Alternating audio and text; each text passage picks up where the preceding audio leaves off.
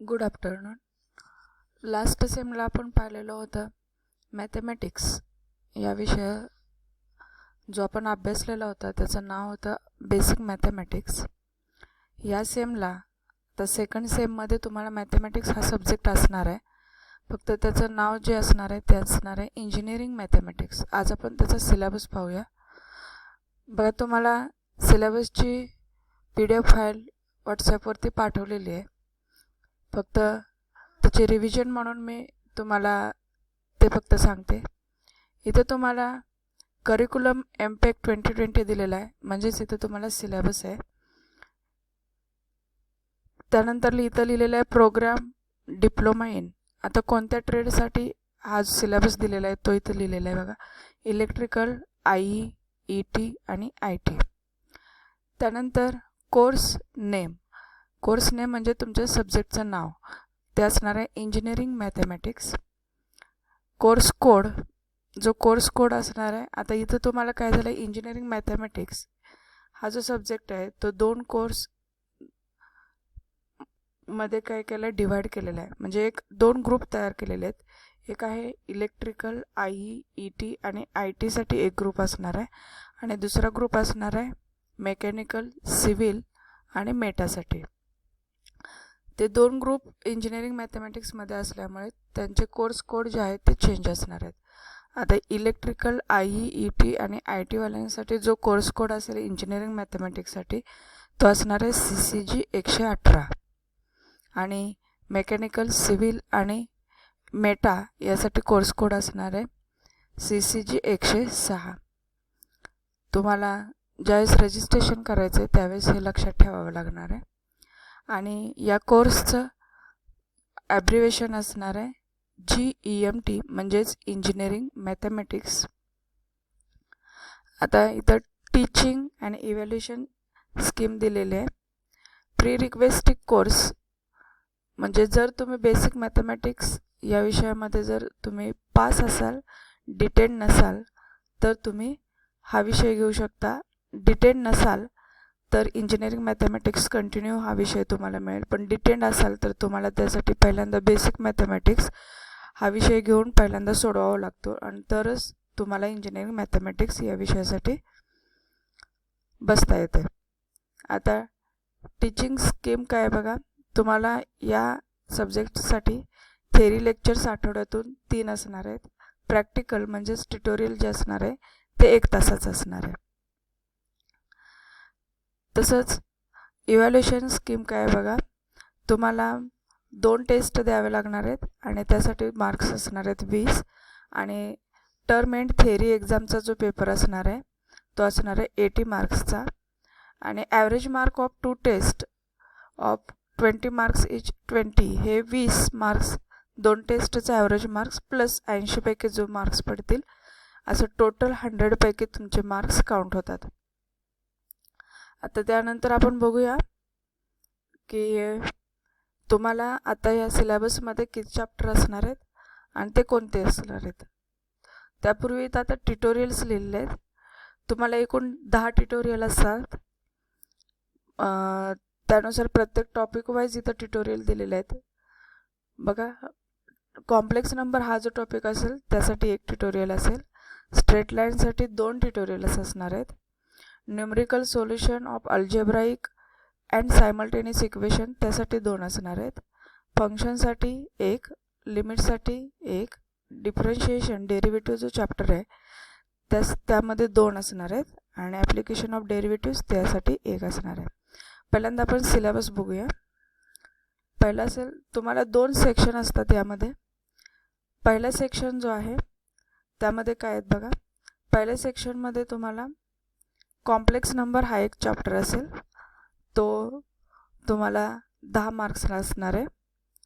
त्यामध्ये हे कंटेंट दिलेले आहेत, सब टॉपिक्स दिलेले आहेत. एवढं तुम्हाला असणार आहे. Definition, algebra of complex number, simple examples, तसंच पोलर फॉर्म, एक्सपोनेन्शियल फॉर्म आणि डिमोस थेरम. त्यानंतर दुसरा जो टॉपिक असणार आहे तो आहे स्ट्रेट लाईन. त्या स्ट्रेट लाईनमध्ये तुम्हाला हे एवढे सब टॉपिक शिकायचे आहेत.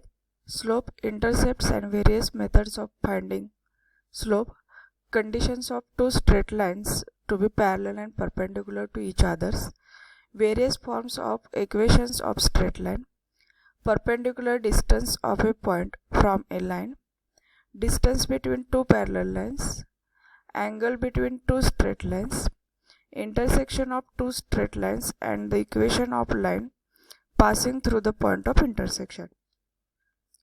हा जो स्ट्रेट लाईन चॅप्टर आहे तोही तुम्हाला 10 मार्क्सला असणार आहे. त्यानंतर तुम्हाला थर्ड चॅप्टर आहे numerical solution of algebraic equations. त्यामध्ये तुम्हाला 2 मेथड्स पाहिजेत, बायसेक्शन मेथड आणि रेग्युलर फॉल्सी मेथड 10 मार्क्सला. त्यानंतर numerical solution of simultaneous equations, Jacobi's method आणि गॉस सीडल मेथड. या 2 मेथड्स पाहिजेत या चॅप्टरमध्ये आणि तुम्हाला तोही टॉपिक कितीला 10 मार्क्सला. असा पहिला जो सेक्शन आहे त्यामध्ये तुम्हाला 4 टॉपिक्स आहेत, complex number, straight line, numerical solutions of algebraic इक्वेशनसाठी आणि सायमल्टेनियस इक्वेशनसाठी, की ज्यामध्ये 4 मेथड्स असणार आहेत न्यूमरिकल सोल्युशनमध्ये. आणि टोटल तुम्हाला हा पहिला सेक्शन 40 मार्क्सला असेल. सेक्शन सेकंड जो आहे तो सेक्शन सेकंड त्यामध्ये बघा पहिला चॅप्टर असेल फंक्शन. त्यामध्ये तुम्ही बघणार आहे sub topic definition and concept of function. नंतर डेफिनेशन आहेत म्हणजे टाइप्स ऑफ फंक्शन्स जे आहेत, odd function, even function, explicit, implicit, composite and parametric functions.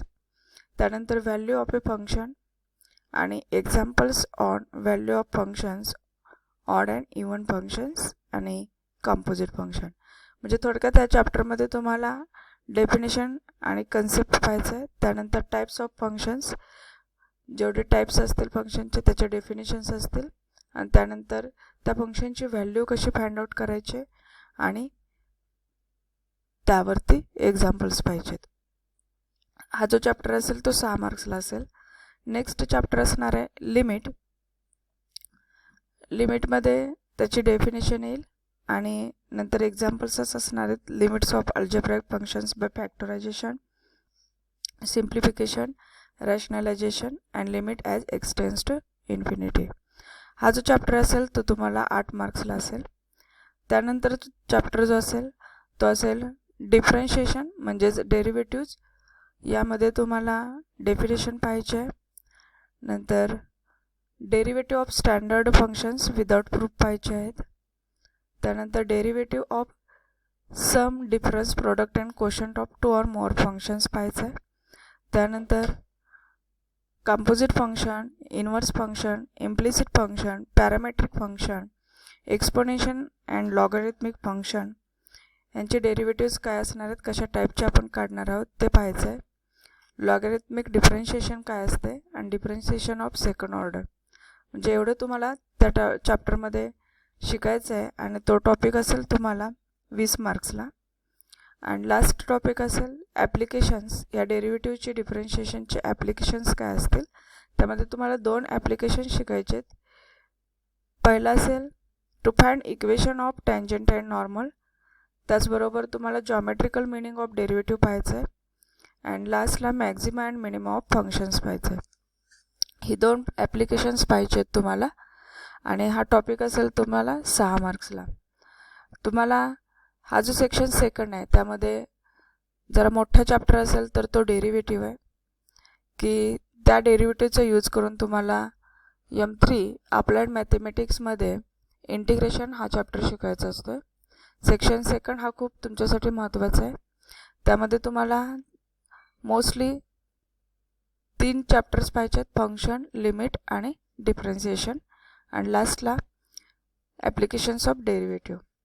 असा टोटल हा सेक्शन तुम्हाला 40 मार्क्सला असणार आहे.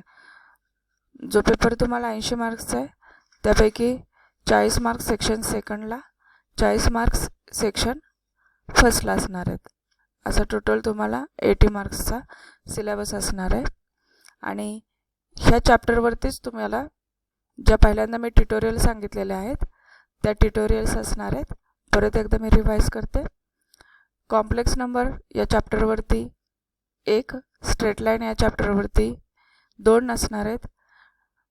न्यूमरिकल सोल्युशन्स जे असणार आहे त्याच्यामध्ये दोन असणार आहेत, एक अल्जेब्राइक इक्वेशनसाठी, एक सायमल्टेनियस इक्वेशनसाठी.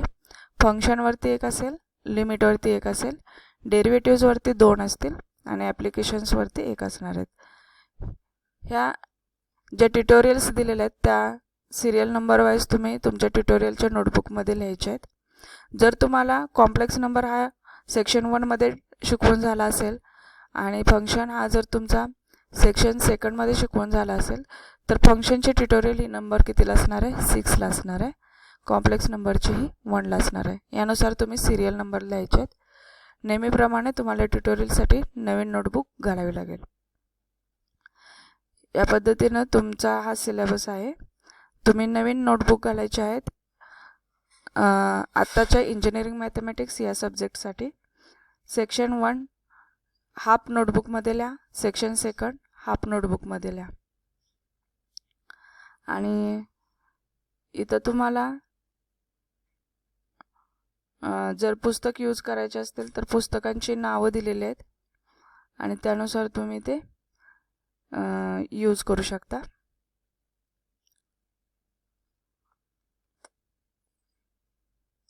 आता आपण मेकॅनिकल, सिव्हिल आणि मेटा या 3 ट्रेडसाठी काय सिलेबस असणार आहे आपण ते पाहूया. सेम तसंच कोर्स नेम तुमचा इंजिनिअरिंग मॅथमॅटिक्स असणार आहे. कोर्स कोड जो असणार आहे तो असणार आहे CCG 106 आणि कोर्स ॲब्रिव्हिएशन जे असणार आहे ते असणार आहे GEMT. मगाशी जे सांगितलं त्याच पद्धतीने इथं इव्हॅल्युएशन स्कीम असेल, टीचिंग स्कीम असेल. आता यामध्ये फक्त काय असणार आहे चेंजेस, तर सेक्शन 1 जो असणार आहे तो याचा